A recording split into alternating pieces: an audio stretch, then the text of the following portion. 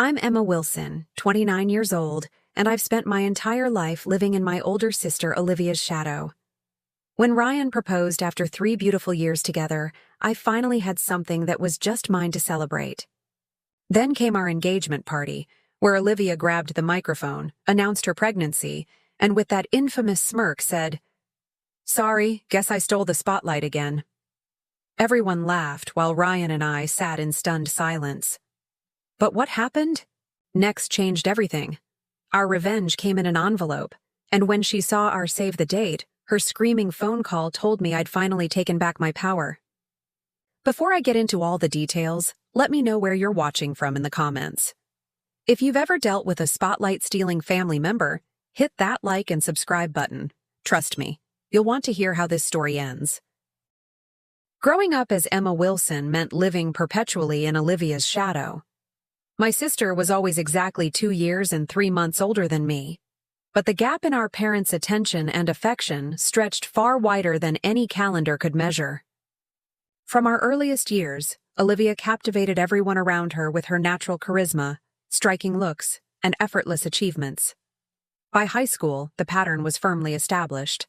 Olivia was the golden child who could do no wrong, while I was the afterthought, the also-ran, the Emma, "Why can't you be more like your sister?" child. My parents never tried to hide their favoritism. Mom would rush to Olivia's dance recitals an hour early to get front row seats, but would frequently check her watch during my piano performances.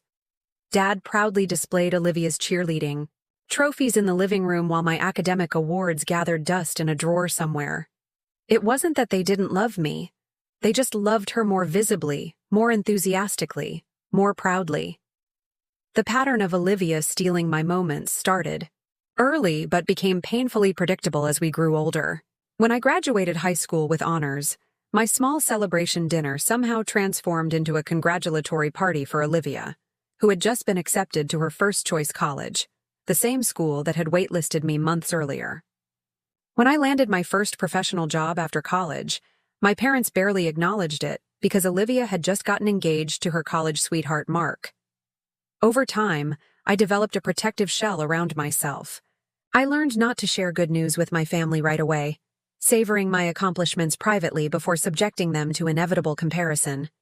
I became more self-sufficient, less dependent on family validation, finding worth in my own achievements, rather than waiting for parental approval that never quite materialized. That's probably why Ryan caught me so off guard when we met. He noticed me, truly saw me, in a way my family never had. We met at the marketing firm where we both worked. Me in content strategy and him in graphic design. Our collaboration on a major campaign led to coffee meetings that ran long, lunch breaks spent laughing, and eventually, dinner dates where hours would pass like minutes. With Ryan, I never had to compete for attention or prove my worth. He listened. When I spoke, remembered details about my day, and championed my ideas both professionally and personally. After 3 years together, he took me to the summit of Maple Ridge, our favorite hiking spot where we'd spent countless Saturdays discussing everything from childhood dreams to future plans. Against the backdrop of autumn foliage and clear blue skies, he dropped to one knee and promised to spend his life seeing, hearing, and choosing me. For the first time, I felt centered in my own story. Planning our wedding brought me unexpected joy. Each decision, venues, colors, flowers, felt significant because they were ours. Ryan encouraged me to envision exactly what I wanted instead of defaulting to what would please others. We decided to announce our engagement at the next family dinner, and I allowed myself to hope that maybe, just maybe, this news would earn genuine celebration. My parents' reaction was predictably lukewarm. Mom's first question was whether we'd set a date yet, quickly followed by concerns about venue availability and catering costs. Dad offered a distracted "congratulations" before returning to a work email on his phone.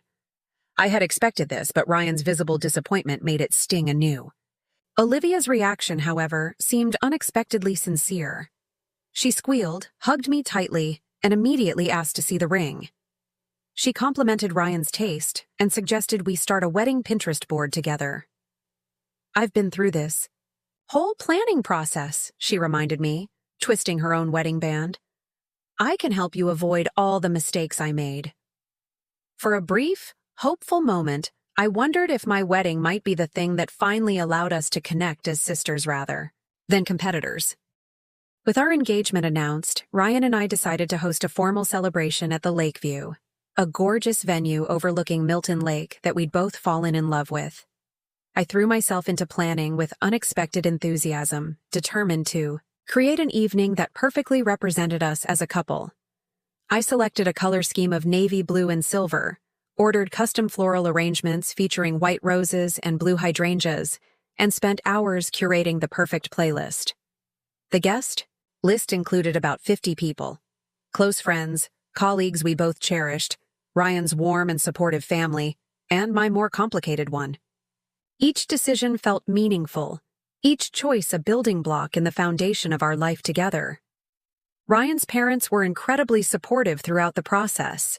His mom, Linda, called weekly just to check if we needed help with anything, and his dad, Thomas, insisted on contributing financially despite our protests. "We've been saving for this since Ryan was born," Thomas confided to me during a Sunday dinner at their home. "We couldn't be happier about who he's chosen." The contrast between their enthusiastic support and my own family's tepid interest was stark, but not surprising. As planning progressed, Olivia's initial supportiveness began showing cracks. What started as helpful suggestions gradually morphed into thinly veiled criticisms. "Navy blue in July? That's an interesting choice," she'd say with a raised eyebrow. Or, "You're having a buffet. I thought sit-down dinners were standard for engagement parties." Each comment came wrapped in just enough concern to sound helpful rather than undermining, but the pattern was familiar. When I showed her the invitation design Ryan and I had created together, she frowned slightly. "It's nice, but wouldn't something more traditional be better?" "I still have my stationer's contact information from my wedding." I surprised myself by standing firm. "Ryan and I designed these together. They represent us perfectly, so we're going with them." The slight widening of her eyes told me she wasn't used to this version of me, one who didn't automatically defer to her opinions. Despite Olivia's subtle attempts to take over, I made a conscious effort to include her appropriately. I asked her to make one of the toasts at the party, hoping that giving her a defined role might satisfy her need for attention without letting it overtake the entire event. "I'd be honored," she said, looking genuinely touched, which made me wonder if perhaps I'd been too harsh in my judgment of her intentions. As the weeks passed, I noticed Olivia becoming increasingly secretive. She would abruptly end phone calls when I walked into our parents' house, and twice I caught her whispering with our mother, both of them falling silent when they noticed my presence. I assumed it was wedding-related. Perhaps they were planning a surprise bridal shower or bachelorette party. For once, I allowed myself to believe that Olivia might actually be trying to support me, rather than overshadow me. The day of the engagement party arrived with perfect weather, sunny with a gentle breeze, as if nature itself approved of our union. I spent the morning at the salon getting my hair and makeup done, then met Ryan at the venue 2 hours early to oversee the final setup. Everything looked even more beautiful than I had imagined. The lake sparkling beyond floor-to-ceiling windows, tables adorned with floating candles and flower petals, a table displaying photos of Ryan and me throughout our relationship. For once in my life, everything felt perfectly aligned. Guests began arriving promptly at 6, offering warm congratulations and admiring the venue. Ryan's extended family came in a cheerful group, bringing beautifully wrapped gifts despite our no-presents request on the invitations. My father arrived precisely on time, looking uncomfortable in his seldom-worn suit. My mother followed 20 minutes later, immediately pointing out a missed spot on one of the windows. By 7 o'clock, everyone had arrived except Olivia and Mark. As the catering manager approached me about delaying dinner service, I felt the familiar flutter of anxiety that accompanied any disruption to carefully laid plans. Just as Ryan was suggesting we begin without them, Olivia made her entrance, looking radiant in a form-fitting emerald dress, her husband Mark following a step behind. She offered no explanation for their tardiness, simply kissing the air near my cheek and complimenting the cute decorations. Something about her demeanor put me on edge, a barely contained excitement that seemed disproportionate to the occasion. Still, I pushed the concern aside, determined to enjoy the celebration Ryan and I had worked so hard to create. The engagement party was everything I'd envisioned. Elegant yet welcoming. Formal without being stuffy. Soft lighting cast a warm glow over the room, and the sunset painted the lake in shades of orange and pink visible through the windows. The caterers circulated with trays of champagne and hors d'oeuvres, and the background music, a carefully selected mix of jazz standards and acoustic covers of songs meaningful to Ryan and me, created the perfect atmosphere. I caught Ryan's eye across the room where he was chatting with colleagues from the firm, and the look of pure love and pride on his face made my heart swell. For perhaps the first time in my life, I felt completely present in a moment of joy, not waiting for something to go wrong or for someone to diminish my happiness. After dinner, the planned toasts began. Ryan's father went first, raising his glass to tell the story of how Ryan had called him 5 times before proposing, so nervous about getting everything perfect that he'd forgotten where he hid the ring. The room filled with affectionate laughter, as Thomas concluded with sincere words about welcoming me to their family. My father's toast was briefer, but surprisingly heartfelt, acknowledging that while he wasn't always good at showing it, he was proud of the woman I'd become and the partnership Ryan and I had built. My best friend Caroline spoke next, recounting how I'd called her immediately after my first date with Ryan, already knowing something significant had begun. The toasts were winding down when Olivia suddenly stood and reached for the microphone that had been set on the head table. This wasn't entirely unexpected. She was scheduled to make a toast after all. But something about her expression made my stomach tighten.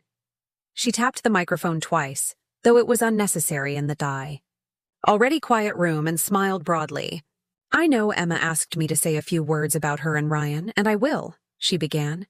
"But first, Mark and I have our own exciting news to share." The room fell completely silent, all eyes fixed on my sister. My hand found Ryan's under the table, gripping it tightly. "We're pregnant," Olivia announced, her free hand moving to rest on her still flat stomach. "Baby Thompson will be joining the family in about 6 months." The room erupted in gasps and congratulations. I sat frozen, the words echoing in my head as if from a great distance. And then came the moment that would replay in my mind for months afterward. As the initial exclamations died down, Olivia looked directly at me, a small smirk playing at the corners of her mouth, and said loud enough for everyone to hear, "Sorry, Emma. Guess I stole the spotlight again." She delivered the line with a lilting, teasing tone that invited others to see it as good-natured sibling banter. And they did. Ripples of laughter spread through the room, guests smiling indulgently at what they perceived as sisterly inside humor. Everyone laughed except me and Ryan. I felt his hand tighten around mine as we exchanged a look of disbelief. In that brief, silent communication, I knew he understood exactly what had happened, and felt the same mixture of hurt and anger that was coursing through me. The tenor of the entire party shifted in that moment. My mother rushed to embrace Olivia, tears streaming down her face as she exclaimed about becoming a grandmother. My father awkwardly patted Mark's shoulder, offering congratulations with more animation than he'd shown all evening. Guests who moments earlier had been focused on celebrating our engagement now clustered around my sister, asking about due dates and morning sickness and whether they hoped for a boy or girl. Our engagement party had transformed, in the space of seconds, into Olivia's pregnancy announcement celebration. I maintained my composure through sheer force of will, plastering a smile on my face that felt brittle enough to crack. Ryan stayed, close by my side, occasionally whispering words of support or squeezing my hand to remind me I wasn't alone. But the emotional devastation was complete. As I watched my parents fawning over Olivia, my mother already discussing nursery themes and my father offering financial advice about college savings plans, it was as if I were 8 years old again, standing in the wings of the school auditorium, while Olivia took center stage. Several guests, caught up in the excitement, seemed to forget entirely why they were gathered in the first place. Marjorie, my mother's oldest friend, walked right past me to reach Olivia, gushing about how she'd sensed something different about her glow when she arrived. My own boss, who had known me for 5 years, spent 10 minutes discussing pediatricians with Olivia, whom he'd met exactly twice. Around 9:30, without any formal conclusion to the party we'd planned and paid for, Ryan suggested we leave. No one noticed us gathering our things. No one saw us thank the catering manager and slip him an envelope with his tip. No one watched as we walked out of our own engagement celebration, the centerpiece of our relationship milestone now merely a scenic backdrop for my sister's latest triumph. In the car, the careful composure I'd maintained throughout the evening finally crumbled. Tears flowed freely as Ryan navigated the dark roads toward our apartment, one hand on the wheel and the other holding mine. "I can't believe she did that," I managed between sobs. "Actually, no. That's not true. I absolutely can believe she did that. What I can't believe is that I thought tonight might be different." Ryan's jaw was tight, his normally gentle expression hardened with anger. I rarely saw. "That was calculated, Emma. The timing, the delivery, even that little spotlight comment. She knew exactly what she was doing." He was right, and hearing him validate my feelings only intensified them. This wasn't a case of me being oversensitive or reading too much into things. Patterns my family had often accused me of. An objective witness had seen exactly what I had. "Your parents didn't even try to redirect attention back to us," Ryan continued, his voice quiet but intense. "It's like they completely forgot why everyone was there in the first place." That observation hurt worst of all, because it confirmed what I'd always suspected, but tried to deny. My parents' behavior wasn't accidental oversight, but deliberate choice. They consistently, actively prioritized Olivia's moments over mine. Back at our apartment, we changed out of our formal clothes and sat at our kitchen table with mugs of tea that grew cold as we talked. We dissected the evening from every angle, moving from hurt to anger to a strange sort of clarity. "It's a pattern," I said, finally naming what had shaped my entire life. "And patterns don't change unless something forces them to change." Ryan nodded, adding, "And Olivia gets away with it because there have never been consequences.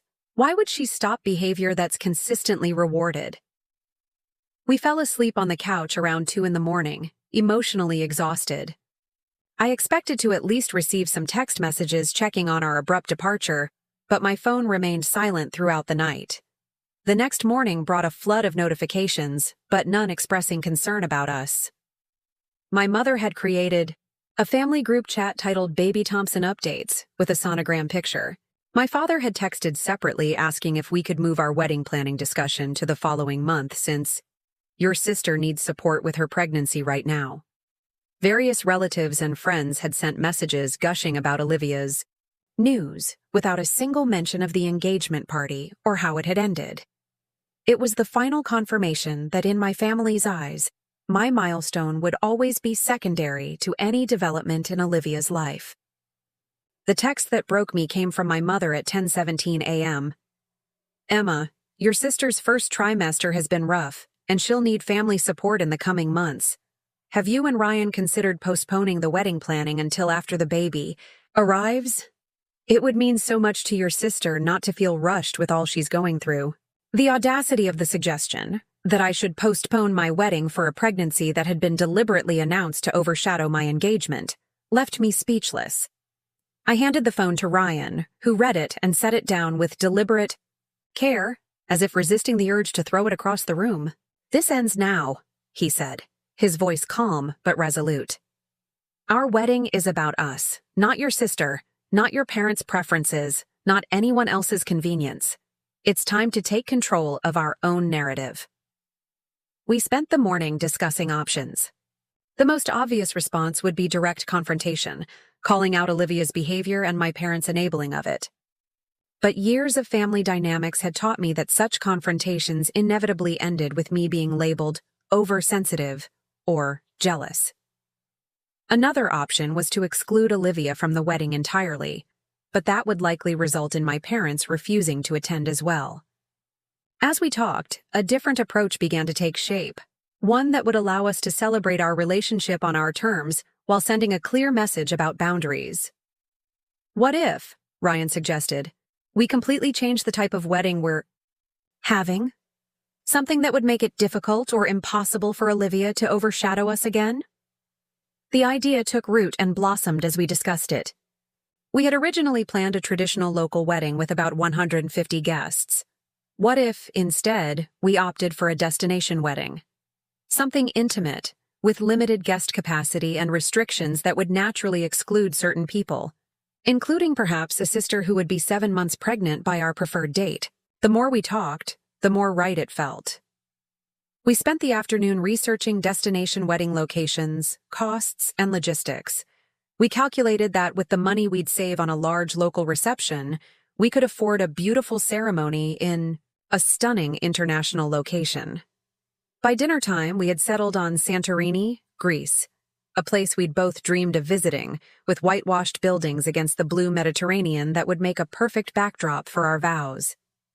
We contacted a wedding planner specializing in destination ceremonies, explaining our vision for an intimate gathering of no more than 30 people. When she asked about our timeline, we were firm. We wanted to be married within 6 months, before Olivia would be due. The most satisfying part of our plan came in designing the save the dates. We worked with a graphic designer friend to create elegant cards that conveyed not just information, but a specific message. I felt a complicated mix of emotions as we finalized the wording. Sadness that family dynamics had forced such measures, but also a growing sense of empowerment. For once, I was making choices based solely on what Ryan and I wanted, not on accommodating my family's expectations or Olivia's perpetual spotlight. As I clicked approve on the final design, I realized that this was perhaps the first major decision of my adult life made entirely without consideration of how my family would react. The freedom in that realization was both terrifying and exhilarating. The save the date cards were works of art, heavy cream cardstock with a vellum overlay, embossed with a delicate watercolor illustration of Santorini's iconic blue domes and whitewashed buildings against a sunset sky. The wording, however, was the true masterpiece. After multiple drafts and careful consideration of every phrase, we settled on text that was both elegant and unmistakable in its intent. Emma Wilson and Ryan Campbell invite you to celebrate their love with an intimate destination wedding in Santorini, Greece on January 15th. Due to venue restrictions and our desire for a private celebration, we've limited our guest list to 30 close friends and immediate family. No plus ones, no children or infants permitted at any wedding events. While this may mean some loved ones cannot attend, we hope you understand this is our special day.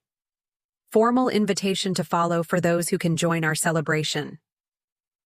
We included a personal note in each envelope stating that we understood the financial and logistical challenges of attending a destination wedding, and that we would celebrate with a casual reception later in the year for those unable to make the journey. The subtext was clear to anyone who knew the situation. Olivia, at 7 months pregnant by our wedding date, would not be able to fly to Greece, and even if she gave birth early, the no infants policy would prevent her from bringing her newborn. Our wedding would be completely Olivia-proof. We worked with our wedding planner to ensure these restrictions would be strictly enforced. She assured us that the boutique hotel we'd selected as our venue regularly hosted adults-only events and had staff experienced in politely but firmly turning away anyone who didn't comply with stated policies. We discussed every potential scenario, including the possibility that my parents might try to pressure us into making an exception. The planner suggested adding password protection to all vendor communications to prevent unauthorized changes, a precaution that seemed extreme until I remembered how my mother had once adjusted my college application essays because she knew better. What admissions officers wanted to hear. With the venue secured and the rules established, we turned our attention to the guest list. This was perhaps the most cathartic part of the process.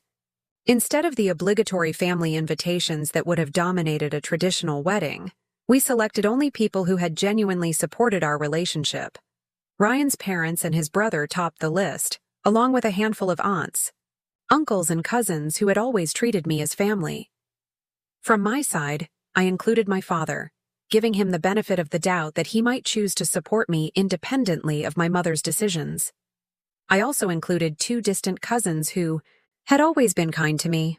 My mother and Olivia made the list too, not because I particularly wanted them there, but because excluding them outright would have escalated the situation beyond what I was prepared to handle.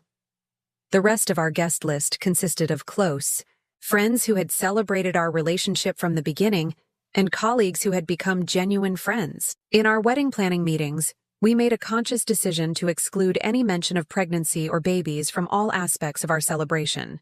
There would be no accommodations made for Olivia's condition, no adjustments to the timeline, no special meal considerations.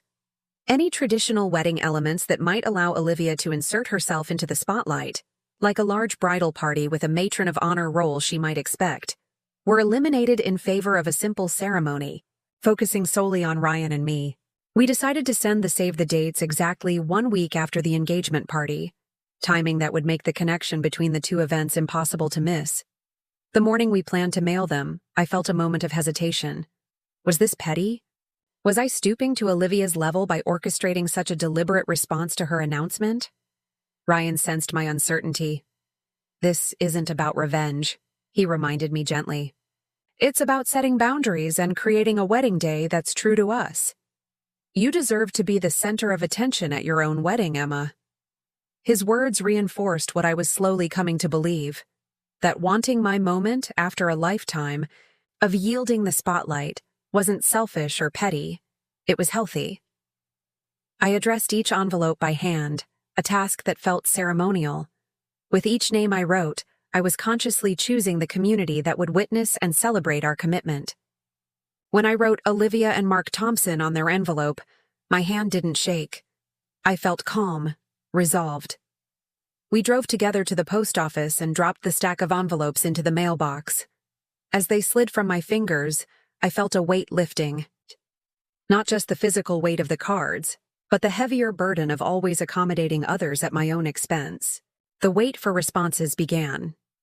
3 days after mailing the save the dates, we received our first enthusiastic RSVP from Ryan's brother Josh, who texted a photo of himself holding the card with a thumbs up and the message, "Already booking my flight. So excited for you guys." Other positive responses followed quickly.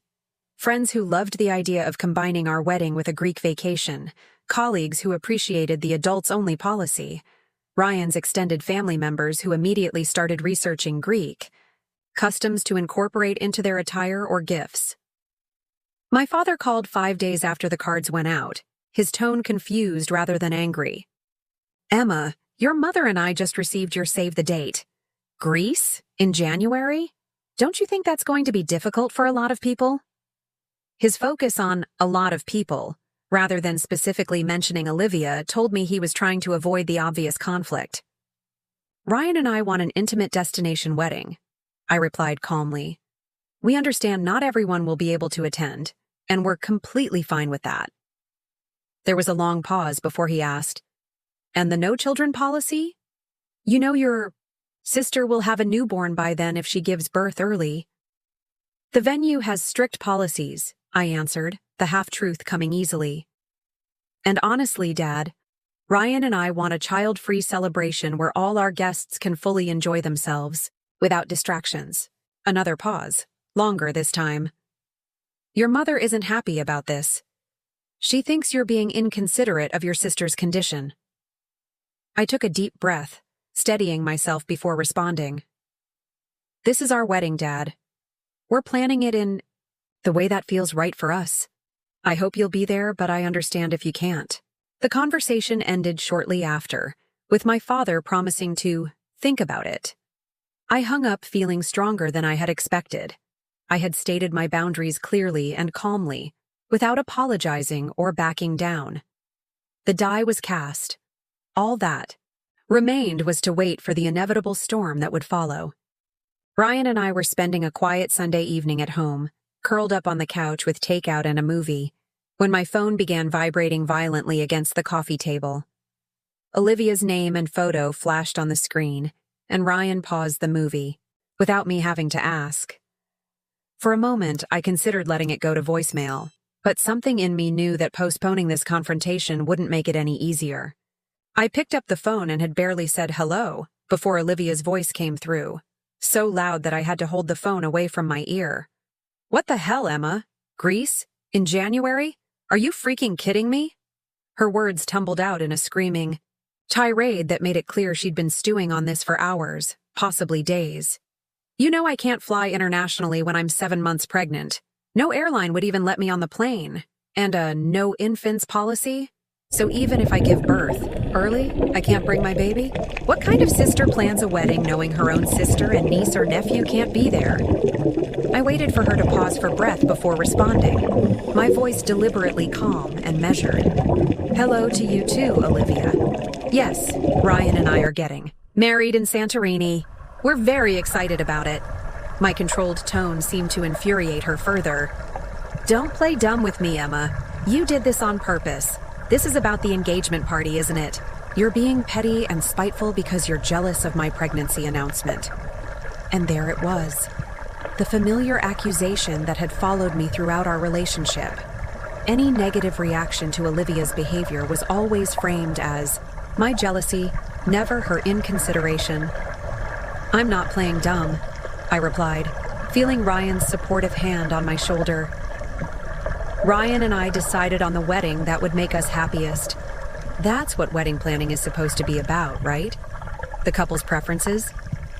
There was a moment of stunned silence before Olivia switched tactics. "Mom is heartbroken. She's been crying for 2 days. Is that what you wanted? To hurt our mother because you're having some childish tantrum?" The emotional manipulation was so transparent that I almost laughed. "I'm sorry Mom is upset. That wasn't my intention. But Ryan and I are still having the wedding we want." I paused, then decided to address the elephant in the room directly. "And speaking of intentions, let's talk about the engagement party. You announced your pregnancy in the middle of an event specifically celebrating our engagement, then literally said you were stealing the spotlight." Again. Olivia's scoff was audible through the phone. "Oh my God, it was just a joke. Everyone thought it was funny except you. You're overreacting as usual. Mark and I had just gotten the confirmation from the doctor that day. We were excited and wanted to share with family while everyone was together. It wasn't some calculated plot against you." The casual dismissal of her actions that had deeply hurt me, ignited something in my chest. For perhaps the first time in our adult relationship, I found myself unwilling to accept her version of events as definitive. It wasn't a joke to me, Olivia, and it wasn't the first time. My entire life has been spent watching you take center stage at moments that should have been mine. My high school graduation dinner became about your college acceptance. My promotion celebration turned into a congratulations party for your engagement. Every accomplishment I've ever had has somehow become secondary to whatever is happening in your life. And our parents have enabled it every time. My voice remained steady, but I could hear the years of accumulated hurt beneath the words. Continued. "So yes, Ryan and I chose a wedding venue and date that would work for us. We chose restrictions that would create the exact atmosphere we want for our celebration. If that means some people can't attend, we're fine with that." The line went silent for so long, I thought she might have hung up. When Olivia finally spoke again, her voice had shifted from anger to a threatening calm. "You know, if you do this, Mom won't come. She's already said she won't leave me that late in my pregnancy to fly halfway around the world for what's clearly intended as a slap in our faces." I had anticipated this threat, had prepared myself for it, but it still stung. "That's her choice to make," I said simply. "Just like this is mine and Ryan's choice." Olivia's voice turned venomous. "You're choosing your fiancé over your family. You're ruining relationships that have existed your entire life because you can't stand not being the center of attention for once." The irony of her accusation was so perfect it almost felt scripted. In that moment, I recognized that nothing I could say would make Olivia see the situation from my perspective. She was too invested in her version of reality, one where her needs and feelings always took precedence. "This is my wedding, my choice," I said finally. "You made yours at the engagement party." the silence that followed carried the weight of decades of unbalanced relationship dynamics. When Olivia spoke again, her tone was one I'd never heard directed at me before, uncertainty mixed with something that sounded almost like respect. "I never thought you'd actually stand up to me," she said quietly. "I didn't think you had it in you." Before I could respond, she ended the call. The aftermath was swift and predictable. Olivia blocked me on all social media platforms and stopped responding to text messages. My mother called daily for a week, alternating between tearful pleas and angry demands that I change our wedding plans for the sake of family harmony. My father maintained an uncomfortable neutrality, unwilling to directly challenge my decision, but equally unwilling to openly support it. Extended family members took sides, with most aligning with Olivia, the natural outcome of years of family dynamics that had established her as the priority. Through it all, Ryan and I stood firm together. Each time I wavered, wondering if I was making a mistake by potentially fracturing my family over a wedding venue, he gently reminded me that healthy relationships required mutual respect, something my family had rarely offered me. With each passing day, I found myself growing more comfortable with our decision and more confident in my right to prioritize my own happiness, even when it inconvenienced others. It was a lesson long overdue. 6 months later, I stood on a terrace overlooking the Aegean Sea, the January sun casting a golden glow over Santorini's iconic landscape. Despite the winter season, the weather was mild and clear, perfect for the intimate wedding we had envisioned. Behind me, our small gathering of guests chatted quietly as they took their seats for the ceremony. Ryan was somewhere inside with his brother, preparing for our first look. Everything had come together exactly as we'd planned, though the path to this moment had been far from smooth. 3 weeks after the confrontation with Olivia, I had received an unexpected letter, actual paper mail, not an email or text, from my father. Inside the envelope was a 5-page handwritten letter that began with the words, "I've been a coward, and I'm sorry." What followed was a painful but honest reflection on his role in enabling the dysfunctional dynamics between Olivia and me. He acknowledged how he and my mother had consistently prioritized Olivia's needs and moments over mine, not out of a difference in love, but because Olivia's more demanding personality had simply been louder, more insistent. "The squeaky wheel gets the grease," he wrote, and I never stopped to consider what that meant for the wheel that didn't squeak. The letter continued with specific memories, times when he had seen the hurt in my eyes, but had chosen the path of least resistance by giving in to Olivia's demands. He expressed deep regret for the engagement party incident, admitting that he should have redirected attention back to Ryan and me instead of getting caught up in Olivia's announcement. Most surprisingly, the letter concluded with his promise to attend our wedding in Santorini, regardless of whether my mother and sister chose to come. "This is your day," he wrote, "and I want to be there to witness it, even if it means traveling alone." His letter marked the beginning of a slow, tentative healing process. While my mother maintained her position that she couldn't possibly leave Olivia so late in her pregnancy, and Olivia herself continued to ignore my existence, my father and I began building a relationship independent of the rest of the family. We had weekly phone calls where we talked more openly than we ever had before. He asked questions about my life and actually listened to the answers. He shared stories from his own youth that helped me understand how his family patterns had shaped his parenting. It wasn't a perfect reconciliation. Decades of established dynamics couldn't be undone in months, but it was a beginning. Ryan's parents were magnificent throughout the process. Linda called regularly just to check on my emotional well-being, never pushing for details but always making it clear she was available to listen. Thomas used his frequent business trips to accidentally be in our city more often, showing up with takeout and funny stories that provided welcome distraction. They never criticized my family directly, but their consistent support made the contrast between healthy and unhealthy family dynamics impossible to ignore. The wedding planning continued without drama. Our Greek wedding planner handled everything with efficiency and warmth, sending weekly updates with photos of venue preparations and menu tastings performed by proxy. When we arrived in Santorini 5 days before the ceremony, every detail had been perfectly arranged, down to the local wildflowers in our suite that matched our wedding colors. On the morning of our wedding, I felt a strange sense of peace. The anxiety that had accompanied every previous significant event in my life, the certainty that something would happen to diminish my joy, was noticeably absent. With Olivia literally an ocean away, there was no possibility of her stealing this spotlight. The ceremony itself was breathtaking in its simplicity and intimacy. We exchanged vows on a cliffside terrace as the winter sun began its descent, painting the sky in shades of pink and gold. I wore a simple silk gown that caught the breeze off the sea, and Ryan couldn't stop smiling as he promised to continue seeing and choosing me every day for the rest of our lives. When it came time for toasts at the reception, my father stood with visible nervousness. He cleared his throat twice before beginning, his voice gaining strength as he spoke.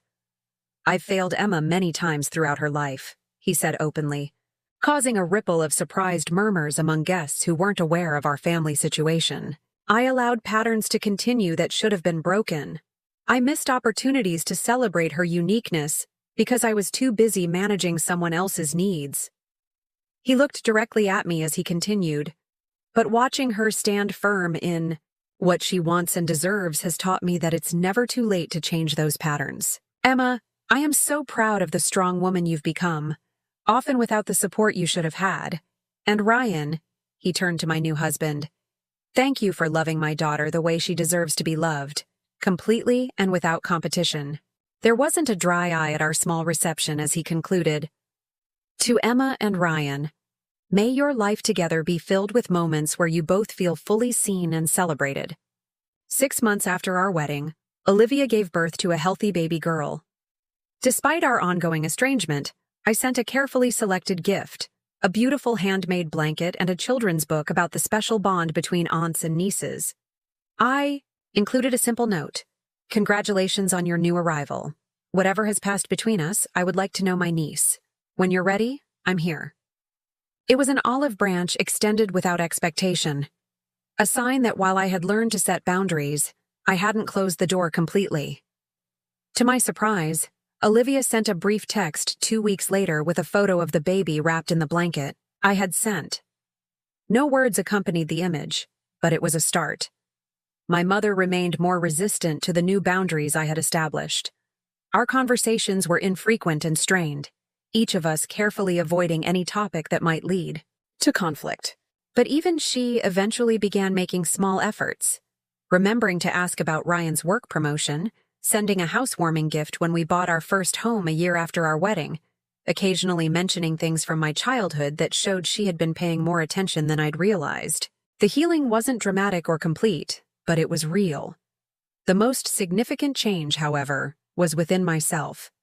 Learning to stand firm in my own worth, to believe that my moments deserved celebration and my boundaries deserved respect, transformed how I moved through the world. I became more confident at work, more honest in friendships, more open with Ryan about my needs and desires. I stopped apologizing for taking up space, for having preferences, for existing fully as myself. Looking back now, I realized that what had seemed like revenge, the carefully crafted save-the-date strategy, had actually been the first step toward something much more valuable: freedom. Freedom from patterns that had constrained me my entire life. Freedom to create relationships based on mutual respect rather than historical dynamics. Freedom to define family not just by blood, but by how people treated each other. So what's the lesson in all of this? I think it's that sometimes standing up for yourself feels selfish only because you've been conditioned to always put yourself last. Sometimes creating distance from toxic patterns feels wrong only because those patterns have been normalized throughout your life. And sometimes the people who react most negatively to your boundaries are the ones who benefited most from your lack of them. Have you ever had to set difficult boundaries with family members? How did you handle the fallout? I'd love to hear your stories in the comments below. If this resonated with you, please hit the like button and subscribe to my channel for more stories about navigating complicated family relationships and finding your own voice. Share this video with someone who might need to hear that it's okay to create the life they want, even when it disappoints others. Thank you for listening to my story, and remember, you deserve to be the main character in your own life.